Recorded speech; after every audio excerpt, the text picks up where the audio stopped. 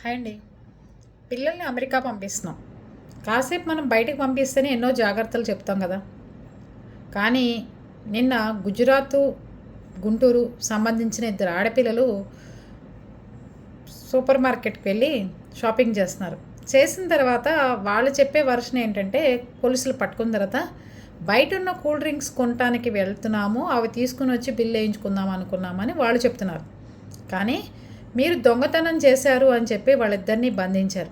పోలీసులు అడుగుతున్నారు, నీ ఊరు ఎక్కడ, మీరు ఏ ఏరియా వాళ్ళు, ఆంధ్రానా లేకపోతే ఇండియానా అని ఇట్లా క్వశ్చన్స్ వేస్తున్నప్పుడు అమ్మాయి పాపం చెప్పలేక నోరు తడబడిపోయి చాలా భయంకరమైన సిచ్యువేషన్లో ఉంది. ఇప్పుడు మీ వాళ్ళు ఆస్తులు అమ్మినా కూడా లాయర్ల కోసం అక్కడి నుంచి బయటికి రాలేనంత కష్టంతో కూడుకున్న పనులు. కొన్ని మెలకువలు తెలుసుకోవాలి కదా, ఫారెన్ వెళ్ళినప్పుడు ఎలా ఉండాలి అనేది. తెలుసుకున్న తర్వాత కూడా మీరు ఈ తప్పులు చేస్తున్నారు అంటే ఏం చేయాలి చెప్పండి. అందులో ఆడపిల్లలు ఎంత జాగ్రత్తగా ఉంటే రోజులు వెళ్తాయి అక్కడ.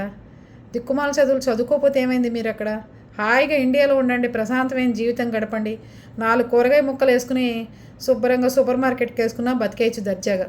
అంతేగాని సాఫ్ట్వేర్ కంపెనీల్లో పనిచేస్తాం, ఎంఎస్ చేయడానికి అమెరికాకు పోయాం, కూల్ డ్రింకుల షాపుల దగ్గర దొరికిపోయామంటే పరువు తక్కువ పనులన్నీ. అర్థమైందా?